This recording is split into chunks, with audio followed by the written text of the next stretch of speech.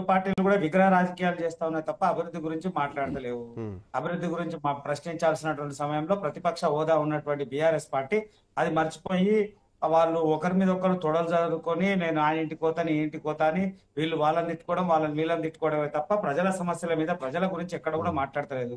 Congress party ప్రజాపాలన అని 100 అప్లికేషన్లు తీసుకుంది, వందలాది మంది అప్లికేషన్ తీసుకుంది, రేషన్ కార్డు రాలే.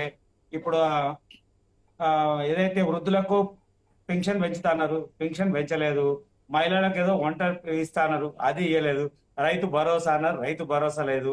ఏకకాలంలో రుణమాఫీ అన్నారు, రుణమాఫీ కాలేదు. మరి ఏం కాలేదు, మరి ఈ విగ్రహాలు ఎందుకో వాళ్ళకే తెలవాలి. సంవత్సర కాలంలో ఏం జరిగింది అంటే ఒకటే ఒకటి జరిగింది. ప్రజల్ని భయప్రాంతులకు చేయడానికి ఈ 2 నెలలకో 3 నెలలకో ఏదో ఒక కార్యక్రమం తీసుకోవడము. ముందు హైడ్రా హైడ్రా హైడ్రా అన్నారు, అందరినీ భయప్రాంతులకు గురి చేసేటువంటి వాతావరణం. తర్వాత మూసి మూసి మూసి అన్నారు, మూసి అయిపోయిన తర్వాత ఇంకోటి అయిపోయిన ఇంకోటి తప్ప ఒక 2 నెలలు 3 నెలలేమో అప్లికేషన్లు తీసుకున్నారు.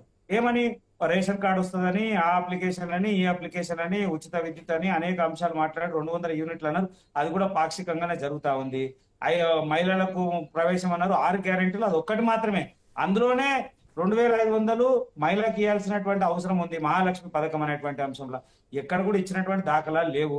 365 రోజులు వీళ్ళు చేసింది ఏంద్రా అంటే ఒకటి చేసిర్రు. అందరికీ ప్రజల్ని ఆలోచించేది ఏంటంటే ప్రభుత్వం మారింది, కాంగ్రెస్ ప్రభుత్వం వచ్చింది అనేటువంటి మార్పు తప్ప ఈ ఒక్కటి తప్ప ఇంకేమీ జరగలేదు.